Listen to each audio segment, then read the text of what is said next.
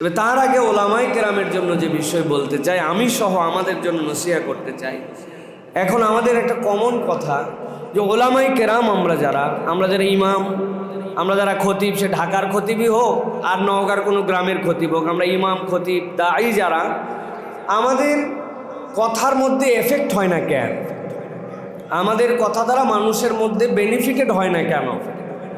এক্ষেত্রে আমাদের যে পর্যালোচনা সেটি হচ্ছে, আমরা যারা এই জেনারেশনের আধুনিক 5th জি জেনারেশনের হুজুর, আমরা এখন মানুষকে নসিহত করা পছন্দ করি, কিন্তু ওই নসিহত, ওই আমল আমাদের মধ্যে নাই। আমরা একটা খোলস নিয়ে ঘোরাফেরা করছি। আমি যদি খুব স্ট্রিক্টলি বলি, সোমবার বৃহস্পতিবার রোজা রাখা সুন্নাহ। আইয়ামে বীজের রোজা নবী করিম সাল্লাল্লাহু আলাইহি ওয়াসাল্লাম কখনো ছাড়েন নাই। ওলামায়ে কেরাম এই ওয়াজ করে, এবং ওয়াজের সময় আমরা বলি যে আপনি কেন এই দিন রোজা রাখেন? নবীজি বলছেন ইয়াউমা উলিদতু ওয়া ইয়াউমা ইউবআসু নাবিয়্যা, এই জন্য আমি সোম বৃহস্পতিবার রোজা রাখি। হুজুর ওয়াজ করে, কিন্তু বলেন সোম বৃহস্পতিবারে এই মাসের মধ্যে 3 মাসের মধ্যে মিস হয়নি, আমরা রোজা ছিলাম। কারা কারা আমরা সেই হুজুর? আমরা কারা সেই হুজুর? আমি বীজের রোজার ফজিলত বর্ণনা করি, নেটে পোস্ট শেয়ার করি, আসুন বীজের রোজা রাখি। 13, 14, 15 নবীজির এটা মাসিক আমল ছিল। কারা কারা আমরা রোজা রাখছি বলেন? আমি সফরের কারণে রোজা রাখতে পারি নাই, কিন্তু আমরা নিজেরা হিসাব করে দেখেন, আমরা ওয়াজ করি, সাপ্তাহিক রোজা রাখি না, মাসের রোজা রাখি না, তাহাজ্জুদের নামাজের জন্য আমরা দাঁড়াই না। আছে আমাদের অবস্থা। তাহলে আমরা কিভাবে আমাদের নিজেদের উন্নতি করতে পারি? এই জন্য চিন্তা করার একটা প্ল্যাটফর্ম দরকার। খালি জাতির চিন্তা না, মানে ফাউন্ডেশন করব, দেশ জাতি গোষ্ঠী উদ্ধার করে ফেলবো, ভালো চিন্তা এটা, কিন্তু নিজেদের উন্নতির জন্য, নিজেদের আত্ম উপলব্ধির জন্য, নিজেদের বিশ্লেষণের জন্য, নিজেদের তাজকিয়া নফসের জন্য, ইসলাহের জন্য আমাদের কোনো প্ল্যাটফর্ম নাই ভাই। নওগাঁ জেলা ইমাম মুয়াজ্জিন সমিতি আছে, জানেন আপনারা? আমার আব্বা এখন সভাপতি আছেন এটা। এর আগে আব্দুল মজিদ সাহেব হুজুর ছিলেন। ইমাম মুয়াজ্জিন সমিতি জীবনে আপনাদেরকে ডাকছে যে আসেন আমরা আমাদের নিজেদের আমল বিশ্লেষণ করার জন্য আমরা একটা 3 মাসে বসি, 1 মাসে বসি, একটা প্ল্যান দেই যে আমরা নতুন করে কতটুকু কোরআন হেফজ করতে পারলাম। ওই যে ধরছি না ধরছি সূরা, ওই সূরা দিয়েই জোহর আসর মাগরিব তো পড়ায়, জোহর আসরে তো আল্লাহ বাঁচায় দিয়েছে, ভিতরে যা পড়লাম, আর ফজর এশা মাগরিব ওই আগের গুলায়, ওই ছোটবেলায় যে কয়টা হাফেজ না হলে তো ইমামদের কি উন্নতি হলো? মুয়াজ্জিনের আজানটা ঠিক আছে কিনা? নওগাঁর অনেক আজান শুনি, আল্লাহু আকবার। এই মুয়াজ্জিনও ইমাম মুয়াজ্জিন কমিটির সদস্য, তার ইসলার জন্য কোনোদিন কোনো উদ্যোগ গ্রহণ করে নাই। করছে? আপনারা রাগ করতেছেন তো? খালি আমরা সংগঠন বানালাম, দল বানালাম, আর খালি অপরের চিন্তা করলাম। আমাদের নিজেদের চিন্তা, এরকম একটা প্ল্যাটফর্ম আমাদের জন্য করার দরকার আছে আমি মনে করি। কি বলেন? আমরা নিজেদের উন্নতি করার জন্য, আমাদের নিজেদের হুজুররা কোথায় যান আমি জানি।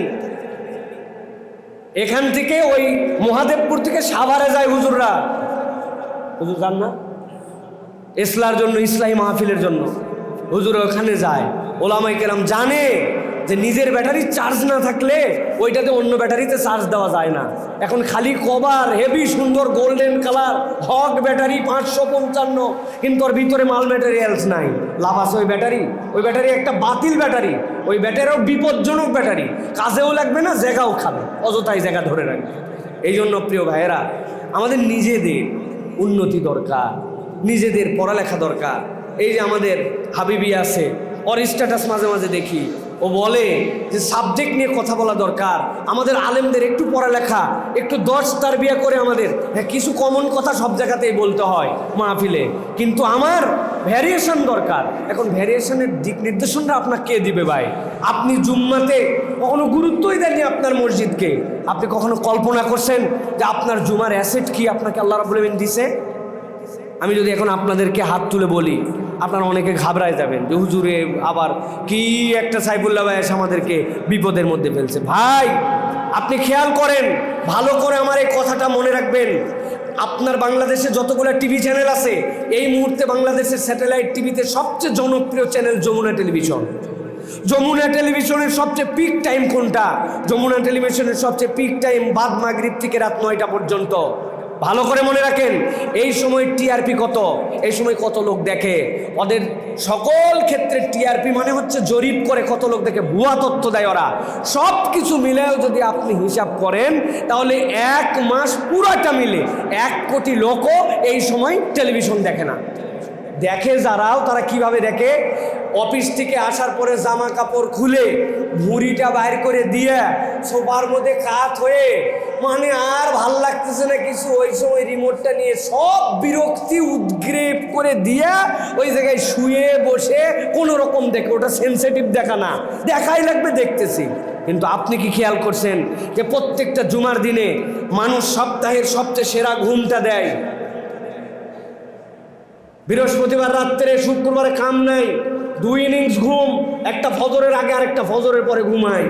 ঘুমানোর পরে জামাটা ইস্ত্রি করে, এরপরে নাস্তা করে। অন্যদিন নাস্তার তাড়াহুড়া থেকে ওই দিন খিচুড়ি খায়, আচার দিয়া, সালাদ দিয়া, আগের রাত্রের কোনো তরকারি গরু গোস্ত থাকলে এইটা যদি খাইয়ে টাইয়ে মোটামুটি একদম সুন্দর জামা সুগন্ধি সব লাগায়া আপনার সামনে যায় মসজিদে বসে। বাংলাদেশের 3.5 লক্ষ মসজিদে 5 কোটি মুসল্লি দুপুর 12:30 অথবা 12:25 থেকে 1:15 পর্যন্ত এই যে 55-50 মিনিট বসে, এর থেকে ওয়েল প্রিপারেড হয়ে কোনো লোক বসে না, আপনার আমার সামনে বসে। আর হুজুর কি করে? হুজুরের কোনো প্রস্তুতি নাই। হুজুর বাজার হাট সব করে আসে, কোনো রকম গোসল করে উড়াধুরা করে আসে, মুখস্থ এলেন কিছু বলে দিল, বললেই কি না বললেই কি চিন্তা করে আল্লাহ তেমনে তেমনে পার হয়ে গেল। কিছু না জানলে তো ইউসুফ আলাইহিস সালামের ঘটনা আছে। ইউসুফকে জেলে দেওয়া হয়েছিল, সে ইউসুফের পরে রাজত্ব কায়েম করেছেন, হুজুররাও কায়েম করে। লোকজন বলে হুজুর সাটায় দিছে। এই সাটানোর কোনো আগের প্রস্তুতি নাই, পরের প্রস্তুতি নাই, কোনো প্রস্তুতি আমাদের নাই। আমি কি ভুল বলতেছি? জুমার জন্য পরিশ্রম। বৃহস্পতিবার দিন পাগল হয়ে গেছেন, আমি বৃহস্পতিবার দূরে মাহফিল নেই না। লোকজন বলে, অমুকে বলে, শায়েখ আহমদুল্লাহ আমাকে বলছে সমস্যা কোথায় ভাই? আমি বললাম শায়েখ আমার তো জ্ঞান কম, বৃহস্পতিবার আমাকে পড়তে হয়। নেটে 288টা আলাদা সাবজেক্টের খুতবা আছে, অন দ্য রেকর্ড, আলাদা আলাদা সাবজেক্ট করে। আমার তো জ্ঞান নাই, কিন্তু আমাকে তো পড়ালেখা করতে হয়। আপনি চিন্তা করছেন বদলগাছির মুসল্লিকে আবার পরে পরে ওয়াজ করা লাগবে, হোগলবাড়ির মুসল্লি আর আবার পড়া। আপনি আপনার মঞ্চকে গুরুত্ব দেন নাই, ইমামতিকে গুরুত্ব দেন নাই, মুয়াজ্জিনকে আপনি গুরুত্ব দেন নাই। তাহলে আমাদের কেমন করে তরাক্কি হবে ভাই? কেমন করে আমাদের উন্নতি হবে? আমরা তো এটা ভাবি নাই। এই ভাবনাটা কে দিবে ভাই? এই শেয়ার করার জন্য, নিজেদের উন্নতির জন্য একটা কিছু দরকার। খালি আমরা দেশ শেষ করে ফেলবো এটা না। দেশ তো আমরা, দেশের জন্য তো আমরা কাজ করবই, কিন্তু নিজের জন্য আমরা কি ভাবলাম? আমার মনে হয়েছে এই স্বার্থে যে আমাকে যখন রহমতুল্লাহ সহ আমাদের ভাইয়েরা যখন বলছেন একটু আসি, তো যদি আমরা ভাইয়েরা 2 জন মানুষের আমাদের উপকার হলো, তাহলে তো আমাদের জন্য একটা কল্যাণ হয়। কিন্তু আমরা কখনো এরকম চিন্তা করি না।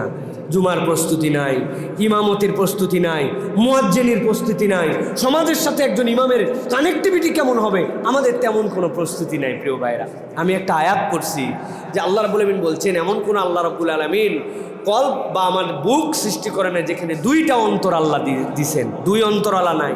আল্লাহ এই জায়গাতে মুজাক্কারের সিগা ব্যবহার করছেন, এটার বিরাট তাফসির আছে। আল্লাহ রাব্বুল আলামিন এই জায়গায় মুয়ান্নাসের সিগা বলেন না, এই জন্য যে প্রত্যেক মায়ের পেটেও তো আরেকটা সন্তান থাকে, তাহলে বুকের কাছাকাছি 2টা হাত অনেক সময় মায়ের পেটে থাকে। কিন্তু আল্লাহ বলছেন পুরুষ, এই পুরুষের 2টার মধ্যে এক অন্তর না। এটা বলার উদ্দেশ্য কি? কোন দুনিয়ার মানুষই আরেক মানুষের সাথে সামঞ্জস্যপূর্ণ নয়। প্রতি মানুষ প্রতি চিন্তা, সবাই আলাদা, স্বামী স্ত্রী আলাদা, নিজের পরিবার পরিজনের সবাই আলাদা। যেরকম আমাদের মধ্যে ভিন্নতা আছে, ওরকম আবার মিলের জায়গাও আছে ভাই। উমুকে কওমি, তুমুকে আলিয়া, তুমুকে পড়ালেখা কম করছে, উমুকে খালি হাফেজ, আরেকজন খালি নুরানি। মানে আমাদের বিভেদ করার জায়গার কোনো অভাব নাই। আমরা যদি ভাগ করতে চাই তো ভাগ আল্লাহ বলছেন, এক অন্তরের মধ্যে আল্লাহ 2টা তোমাদের জন্য রূহ দেন নাই, তা আল্লাহ তো বলছেন তোমরা এক না। কিন্তু ওই আল্লাহ বলছেন আবার এক হওয়ার একটা আমাদের প্ল্যাটফর্ম আছে। সেটা কি? আমরা তাওহীদের ভিত্তিতে এক। আমার আল্লাহ আর তার রুবুবিয়্যাত, তার উলুহিয়্যাত, তার যতগুলো আসমা ও সিফা, এইটার ভিত্তিতে আমরা আল্লাহ এক, আল্লাহকে আমরা স্বীকার করি। এই তাওহীদ আমাদের একতার শক্তি। মুহাম্মদুর রাসূলুল্লাহ সাল্লাল্লাহু আলাইহি ওয়াসাল্লাম, তিনি আমাদের পয়গম্বর, তিনি আমাদের রাসূল, তিনি আমাদের উসওয়া, তিনি আমাদের জন্য ইতাআতযোগ্য একমাত্র শেষ পয়গম্বর। এটা আমাদের একত্রিত হওয়ার ভিত্তি। সুতরাং আমাদের যেরকম বিভেদের ভিত্তি আছে, একত্রিত হওয়ার ভিত্তি আছে। আমাদের এই ভাইয়েরা আমাকে অনেকেই বলছে যে হুজুর, নওগাঁতে বিভিন্ন ধরনের সংগঠন আছে, মুখকে নিবে না, তুমুকে তুমুক জায়গায় যাওয়া যাবে না। আমরা যারা এখানে আছি, আমরা একদমই একদম ছেলে পেলে মানুষ, আমরা ইয়াং জেনারেশান, আমরা সবাই একসাথে হই। আলহামদুলিল্লাহ, একসাথে হয়ে আমরা একটু থাকার চেষ্টা করি অন্তত। আমি যেটা বললাম এই জন্য যে নিজেদের উন্নতি করতে হবে ভাই, নিজেদের উন্নতি করতে হবে। কথা বললে অনেক কথা, 1টা 4 বাজে। শুধু একটু হিন্টস দেই, এই যে আমরা রমজানের সময় এই হাদিসকে বলি না, যে আমরা বলি সব সময় মান সামা রমাদানান ঈমানান ওয়া ইহতিসাবান গুফিরা লাহু মা তাকাদ্দামা মিন যামবি। আচ্ছা, ঈমান তো বুঝলাম, ইহতিসাব কাকে বলে কখনো বোঝার চেষ্টা করছি, ওয়াজ তো করে দিলাম। ঈমান ইহতিসাবের সাথে যে রোজা রাখবে অতীতের গুনাহ মাফ, ঈমান ইহতিসাবের সাথে যে নামাজে দাঁড়াবে তার অতীতের গুনাহ মাফ, ঈমান ইহতিসাবের সাথে যে লাইলাতুল কদরে দাঁড়াবে। ঈমান কি, ইহতিসাব কি? হ্যাঁ, ইহতিসাব মানে কি? ইহতিসাব আমরা কোনোদিন করলাম না। ইহতিসাব মানে কি? ইহতিসাব দরকার আমাদের নিজেদের জন্য, নিজেদের স্বার্থে ভাই। মানুষের তারাক্কি করব, জাতির চিন্তা করব, কিন্তু আমার চিন্তাটা আমি আগে করি, যে আমার উন্নতি কতটুকু হলো, আমি কতটুকু আমলের জিন্দেগিতে আসতে পারলাম, তাজকিয়া নফস আমার কতটুকু হলো, আমি কতটুকু আল্লাহর সাথে সম্পৃক্ত হলাম, আমি আল্লাহর কাছে জবাব দেওয়ার ক্ষেত্রে আমার ভিতর বাহিরে এক হয়েছে কিনা। ইমাম ইবনুল কাইয়্যুম রাহমাতুল্লাহ আলাইহি বলেছেন, দুনিয়ার মানুষ ততক্ষণ পর্যন্ত সে নিজের কাছে মুনাফেক, কতক্ষণ পর্যন্ত? যতক্ষণ পর্যন্ত সে বাহিরে বিনয়ী আর তার ভিতর পরিবর্তন হয় নাই। হুজুর কেমন আছেন আপনার? নাসিবি নাজগুর হুজুর একটা সম্মানিত লোক, আকরাম হুজুর, উনার কাছে গেলে তো আপনি হালে যাবেনই একদম। হুজুর বাপরে কি তাওয়াদু বলছে, কিন্তু যাওয়ার পরে বলছে নাসির বিন আসগর, বাপরে একটু বড় হয়েছে কি বাপ। মানে সামনে বললেন একরকম বিনয়ী আর আপনার ভিতরটা এখনো পরিবর্তন হয় না, এটার নাম মুনাফিকি। অতএব আমাদের ভিতর বাহির উভয়টাকে বিনয়ী করতে হবে। এটা মুখের কথাই হবে না, এটা আত্মশুদ্ধি লাগবে, এটার জন্য কিছু প্ল্যান প্রোগ্রাম লাগবে। নিজের নামাজ, তাসবিহ, তাহলিল। আপনি জানেন না সারা দেশের লোক আমাদের কাছে কি বলে, আমরা কানে নেই না। ওয়াজ করতেছি, আপনারা যারা নামাজ সুন্দর করে পড়বেন, কমসে কম রুকু সিজদার তাসবিহটা 7 তাসবির নিচে উঠবেন না, আপনার নামাজ 50% ঠিক হয়ে যাবে। নরসিংদীতে মাহফিলে বলতেছি, ভিতর থেকে 5-7 জন বলে উঠছে, হুজুর আমাদের ইমামদের সময় দেয় না। আমি ওগুলো শুনতেইছি না, মিসাই অ্যাভয়েড করেছি। ঠিক কিনা বলেন? নামাজ ঠিক করার দরকার আছে কিনা, এই সকল ডাক মাঠ দিয়ে ইমাম বাঁচাচ্ছি, অথচ আমার কান মিস করে নাই, ওই ইমামের নামে অভিযোগ দিচ্ছে। তোর ইমামই অতক্ষণ সময় দেয় না, 3 তাসবির আগে ইমাম ওঠে। বলেন হ্যাঁ? এখন যদি আমি ওই জায়গায় ওদের কথাটা নিয়ে ফেলতাম যে হ্যাঁ আপনার কোন ইমাম, তাহলে ওই ইমামের ইজ্জত থাকতো ওই জায়গায়। ওই ইমাম ওইগুলি লোক কোন মহল্লা সবাই তো চিনে। তা আমাদের গায়ে আমরা কোনোদিন এগুলো পরীক্ষা করে দেখলাম না যে আমার উন্নতির জায়গা কি, আমার তারাক্কির জায়গা কি, আমার বলার জায়গা কি, আমার বক্তৃতা কি। আমি আমার খতিবদেরকে বলি, আজ থেকে 12 বছর আগের থেকে খুতবা দেই, একটা মোবাইল এরকম করে দাঁড় করাইছি, দাঁড় করায় ভিডিও করছি। ভালো করে কথাটা বোঝেন, আমি যখন ভিডিও করছি আমার ওয়াজ, তখন আমার ওয়াজের ভিডিওতে দেখা গেছে আব্দুল হাই সাইফুল্লাহ, 2টা চোখ ভিডিওতে আসছে। আর আমার সামনে মুসল্লি বসেছিল 100 জন, ওদের কয়টা চোখ? 2 জন অন্ধ, 2টা চোখ বাদ দেন, ধরলাম 200 জন। 200 জন মিলে আপনি খতিব সাহেবকে দেখছে, আর আপনি 2 চোখ দিয়ে ওই 200 চোখ দেখছেন। বাড়িতে আসার পরে ওই খুতবাটাই বের করে এবার আপনি দেখতেছেন। এখন আপনি 200 চোখ দিয়ে আপনাকে দেখতেছেন। কি 200 চোখ দিয়ে কি দেখতেছেন? আরে আমি একটা কথা বলার সময় খুব হাত ঝুঁকাইছি, এত জোরে হাত ঝুঁকানো তো মানায়নি। কিরে বোতাম লাগানোর সময় এই বোতামটা খোলা চলে গেল, কি ব্যাপার?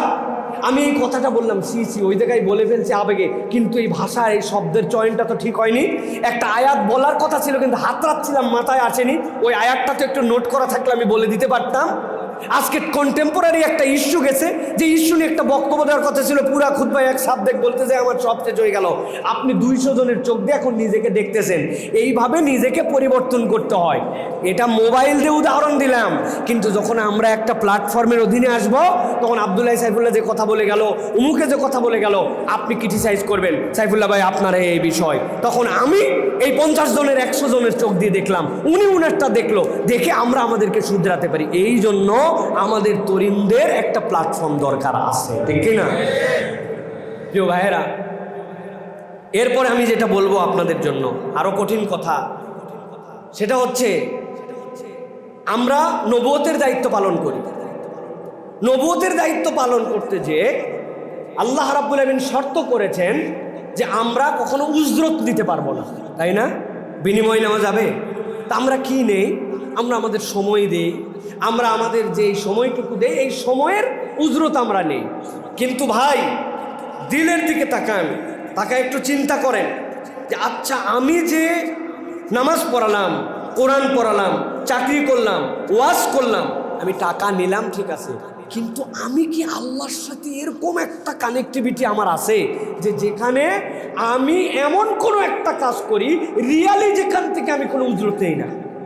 বলেন, এমন একটা কাজ প্রকৃতার্থেই যেটা আল্লাহকে বলতে পারবো আল্লাহ এটা বাইনা খাওয়া বাইনি, এটা আল্লাহ তোমার আর আমার মধ্যে, এরকম কোনো কাজ, এটা যদি আমাদের 2-1টা পদক্ষেপ থাকে আমাদের বাকি কাজ বরকত হবে। যদি বলেন হুজুর আইডিয়া দেন, আমরা আইডিয়া দেওয়ার জন্যই তো এরকম জায়গা তৈরি করব, আপনার আইডিয়া আমার আইডিয়া সব আইডিয়া শেয়ার হবে। ছোট্ট করে যদি বলতে পারি, আচ্ছা আমার মসজিদে ইমামতি আছে, মুয়াজ্জিনি আছে, টিউশনি আছে, কিন্তু আমার মসজিদে জোহরের পরে এশার পরে ফজর, কথার কথা আমি 10টা ছেলেকে বলছি কোরআন শরীফ শিখাবো, কথার কথা একটা মক্তব পড়াবো, যেটার জন্য 1 পয়সা নেই না, বললেও নিব না, এটা আমার আল্লাহর জন্য।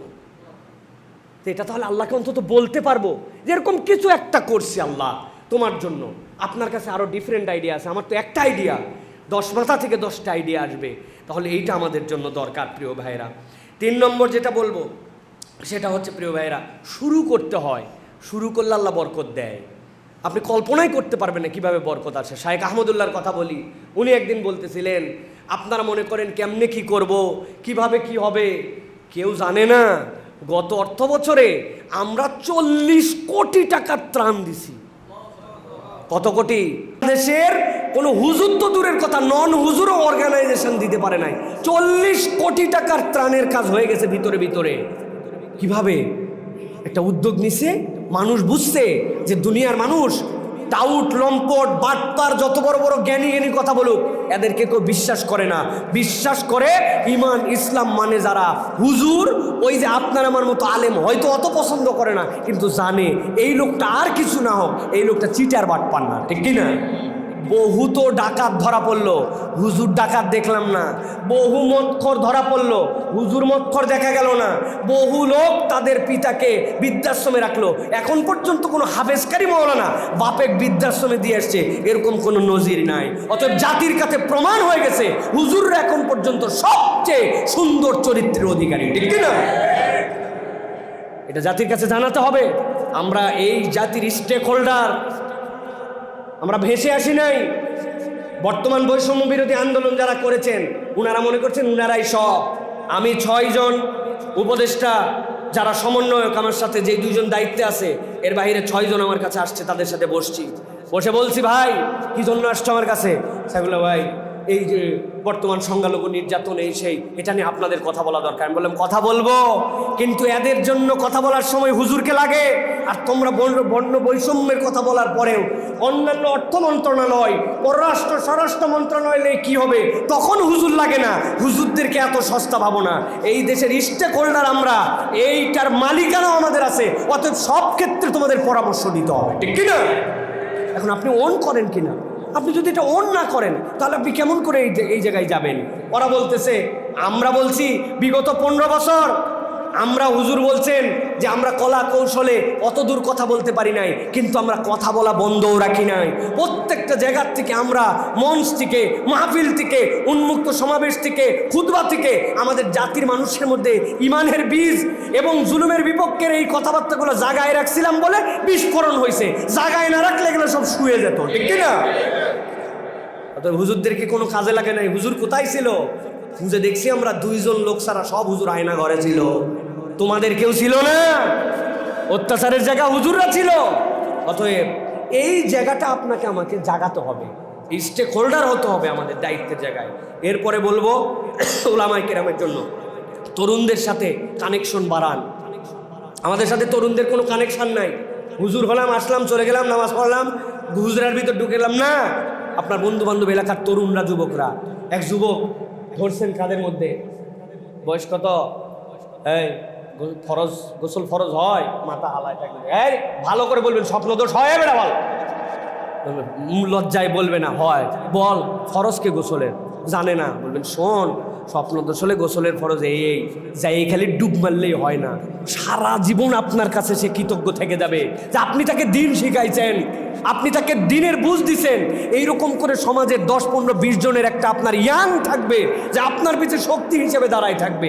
আপনার বক্তব্যে ঠিক বলে চিল্লায় ওঠানোর লোক দরকার, ঠিক কিনা?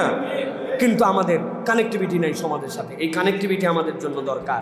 এরপরে প্রিয় ভাইয়েরা একটা জিনিস খেয়াল করেন, এই ছাত্র বিপ্লবের পরে সবাই সবার কামাই বাড়ানোর জন্য আছে না? তরুণরা রাস্তায় আঁকাচ্ছে, রাস্তা সাফ করতেছে, এ করতে।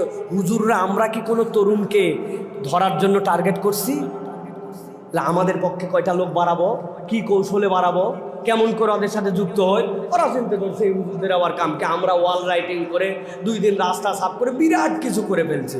তা আমরা আমাদের বাচ্চাদেরকে, আমাদের ইয়াংদেরকে, স্কুল পড়ুয়ারদেরকে আমাদের হাতে গ্রিপ করার জন্য কোনো প্ল্যান আছে? দীর্ঘ কথা এখন, সুতরাং এটা মাথার মধ্যে নেন। 4 নম্বর যেটা বলবো, এক সুরে কথা বলা খুব গুরুত্বপূর্ণ। কোনো কথা নাই, বার্তা নাই। কমিটির অত্যাচার, দেশ স্বাধীন হয়েছে, মসজিদ স্বাধীন হয়নি। দেশ স্বাধীন হয়েছে, মসজিদ স্বাধীন হয় নাই। ওই সকল আমাদের উপর যারা বোঝা চাপায় রাখছিল ওরা বসে আছে এখনো, কিচ্ছু নাই।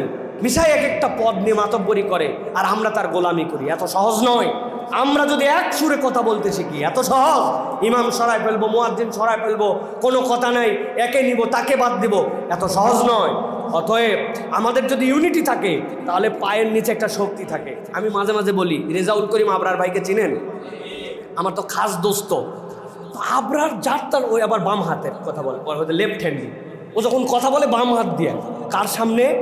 ওই আওয়ামী লীগের বর্বর আমলে ডিবির ডিসির সামনে এরকম করে কথা বলতেছে, ওসির সামনে এরকম বাম হাত ঝুঁকায় কথা বলে। আমি বললাম, ভাই তোমার খুঁটির জোরটা কি? বলে খুঁটির জোর আছে, উড়ায় আলামো একবারে। কারণ কি বলেন তো? একটা সংগঠনের ব্যানারে সে কথা বলে। একক আবরার আমার থেকেও বহু ছোটোখাটো মানুষ, এলেমে অনেক বড়, বহুত ছোটোখাটো মানুষ, কিন্তু এই নখ ঝুঁকানোর শক্তি লাগে। তা আমরা যদি এক ইউনিটি হই, আমরা প্রত্যেকের ভাই, আমরা প্রত্যেকের বিপদে আপদে আগায় থাকবো, আপনার কথার জোর বাড়বে। এই কিছু বলে দেখ, কয় হুজুর পিছনে আসে। এই জন্য আমাদের এই ইউনিটি দরকার, এক সুরে কথা বলার আমাদের ইউনিটি দরকার প্রিয় ভাইরা। সর্বশেষ যেটা আপনাদের কাছে কি পরামর্শ দেব প্রিয় ভাইরা, সেটা হচ্ছে যে আমাদের নিজেদের কিছু দ্রুত ইনিশিয়েটিভ নেন আমাদের মধ্যে থেকে। এর মধ্যে একটা উদ্যোগ মানুষের চোখে পড়ার মতো, সেকুলারদের কাজ, কিন্তু নিজেরা আপনারা এগুলো করবেন, ছেলেপেলেকে এক করবেন, করার পরে খালি মুয়াজ্জিন আর খালি ওই খাদেম মিলে মসজিদ সাফ করবে এটা না। একটা উদ্যোগ নিয়ে মসজিদের আশপাশটা পরিষ্কার পরিচ্ছন্ন করায়। আরে ভাই 5 কেজি চুন লাগে ভাই, 5 কেজি চুন 100 টাকাও লাগে না, 2টা তুলি লাগে। আগের রাত্রে ভিজায়া ওর মধ্যে একটা ফেভিকল ডুবায়া মসজিদের আশপাশের বাউন্ডারি ওয়াল আশপাশটা রং করলেন। হুজুর রং করাচ্ছে ছাত্রদেরকে নিয়ে, হুজুরের মুসাল্লাটা ধুইছেন, ওই বাথরুমগুলো নিজেদের উদ্যোগে। পোলাপান্ডা বলছেন তোর বাড়ির থেকে ব্রাশ নিয়ে আসবি, তোর বাড়িতে ঝাড়ু নিয়ে আসবি, তুই নিয়ে আসবি হচ্ছে পাউডার, তুই নিয়ে আসবি হচ্ছে হারপিক, নিয়ে পোলাপান্ডে পরিষ্কার করে 2টা গাছ লাগাইছেন। ওরাও বলবে দেখছিস হুজুররাও এটার সাথে যুক্ত হয়েছে, ওই তারাও তাদের মসজিদ আশপাশ ফ্যানগুলা কালো হয়ে গেছে, লাইটগুলা ঠিক মতো জ্বলে না, মসজিদের ভিতরে অন্ধকার, ঢুকলে মন মরা লাগে। 4টা এখনকার আধুনিক 40 ওয়াটের টিউবলাইট জ্বালালে মসজিদ ঝকঝক করে উঠে। আপনি জোহরে লাগাইছেন, এসার সময় জ্বলানো মাত্র দেখবেন চকচক করে উঠছে। আবার কিছু মুসল্লিও আছে অন্ধকার দেখতে দেখতে ওদের চোখ অন্ধকার, এত আলো কেন রে? আপনার না 10 জন মুসল্লি আছে যারা এগুলো করছে, ওরা 10 জন বলবে কি হয়েছে তাই আলো দেওয়া লাগবে, তখন দেখবেন উনি চুপ হয়ে যাবে। আগে না আপনার লোক দরকার। এই কাজগুলি আমাদের দরকার প্রিয় ভাইরা। শুধু মসজিদ না, নিজের মহল্লাকে উদ্যোগ নেন, নিয়ে বলবেন মসজিদের ওয়াল থেকে মহল্লা কোনো জায়গায় আমরা কোনো পোস্টার লাগাতে দিব না। কিসের ওয়াজের মাহফিলের পোস্টার হোক, যার পোস্টার হোক, আমরা সুন্দর করে 2টা খুঁটি গেড়ে একটা ধারা তালাই একটা ছোট্ট একটা কিছু লাগাই, বলবো পোস্টার লাগালে এই জায়গায় লাগাই দিছি, খুঁটি গেড়ে এই জায়গায় মারবে। কোনো মাহফিল না, কোনো রাজনীতিক না, কোনো ভর্তি না, কিচ্ছু না, কোনো পোস্টার লাগানো যাবে না। আমার মসজিদের মহল্লা পুরা পরিষ্কার। লোকজন বলবে দেখছিস হুজুর একটা ভালো উদ্যোগ নিয়েছে। মানুষের সাথে কানেক্টেড হওয়া, এই মানুষ আপনাকে কেন মহব্বত করবে? আপনি উম্মার জন্য কিছু কাজ করতেছেন, এইটা দেখাতে হয় প্রিয় ভাইরা। সুতরাং এরকম অনেক পরামর্শ আছে, অনেক কিছু আছে। আমি বলবো ওলামা বন্ধু ফাউন্ডেশন যেটা করতে চাচ্ছেন, আপনাদের যদি এই জন্য আপনাদের উদ্দেশ্য, আপনাদের লক্ষ্য এবং আপনারা এটা কেন করতে চান, এটা যদি ক্লিয়ার করে আপনারা একটা লিখিত পরিচিত একটা রূপ দান করান, ইনশাআল্লাহ আমাদেরকে পাশে পাবেন ইনশাআল্লাহ। আর আমি খুবই সম্মানিত বোধ করছি যে আমার মতো ক্ষুদ্র মানুষকে এখানে আপনারা ডাকছেন, এখানে আমরা আসছি। আমাদের হুজুর হ্যাঁ অনেক অনেক ব্যস্ততার পরেও আলহামদুলিল্লাহ এখানে আমরা একত্রিত হয়েছি আলহামদুলিল্লাহ। আমি হয়তো ছোট মুখে অনেকগুলা কথা বলছি, কিন্তু আমি আপন আপনাদের ভাই ভেবেই কথা বলছি। আমি আপনাদেরকে জ্ঞান দেওয়ার জন্য অথবা আপনাদের থেকে আমি বেশি বুঝে গেছি এই জন্য নয়। এটা আমি চলতে ফিরতে বিভিন্ন জায়গায় এরকম কথা বলতে হয়, এটা আমার অভিজ্ঞতা লব্ধতা থেকে আপনাদের কাছে যাচ্ছে, এটা নসিহা হিসাবে বললাম। তো এই বিষয়ে আর একটা আপত্তি আছে আমার, এটা আমার গলার মধ্যে প্রধান অতিথি পড়ায় ছেড়ে দিছে। এইটা আসলে আমি কিসের প্রধান অতিথি? আমি এই জায়গায় আসছি, এখানে আমরা সবাই ভাই ভাই, এখানে প্রধান অতিথি আর বিশেষ অতিথি কি এই জায়গায়, এগুলো আমরা সবাই নিজেদের দায়িত্বে।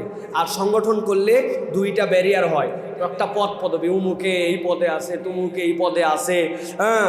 অতএব দেখেন এই যে আমাদের যে আন্দোলনটা হলো, আপনারা খেয়াল করছেন কি একটা শব্দ ব্যবহার করে চমক দেখাচ্ছে, সমন্বয়ক। এর আগে শুনছেন? কি দূরে কে কি সমন্বয় করতেছে তাও বুঝতেছি না। সমন্বয়ক সবাই মনে হবে ওর সাথে আমি। সমন্বয়ক মানে কি? জোড়া দিছে, এখান থেকে এখানে জোড়া দিয়ে দিয়ে সমন্বয়ক, তুইও আমিও আমিও, বা কি একটা ইনফ্লুয়েন্সিভ শব্দ এখানে আসছে। সুতরাং আমরা যদি মনে করি এই দায়িত্বের জায়গাটা আমরা সমন্বয়কের মতো, তাহলে আমাদের মন খারাপ হবে না। কে পদ পালো, কে আলিয়া, হ্যাঁ সারা জীবন আলিয়া করছে, উনি আবার কওমের এই লিডার হচ্ছে, মানে আর কোথায় যে এলেমের অবস্থা চলে গেল, কি আফসোস আছে না? এই সকল আর দূরে রাখেন না ভাই, বুকে টানে আমরা আপন হওয়ার চেষ্টা করি। আল্লাহ আমাদেরকে কবুল করেন, এই সংগঠনকে আল্লাহ কবুল করেন ইনশাআল্লাহ। যদি আমরা ইখলাসের সাথে কাজ করতে পারি, প্রথম আমরা নিজেদের উন্নতি ঘটাবো, আমরা ইসলাহি মাহফিল করব, আমরা নিজেদের জন্য তাজকিয়া নফসের ব্যবস্থা করব, এরপরে আমরা জাতির জন্য এমন কিছু দিয়ে যাব ইনশাআল্লাহ, যে ইনশাআল্লাহ আল্লাহর কাছে তার বিনিময় আমরা পাবো ইনশাআল্লাহ।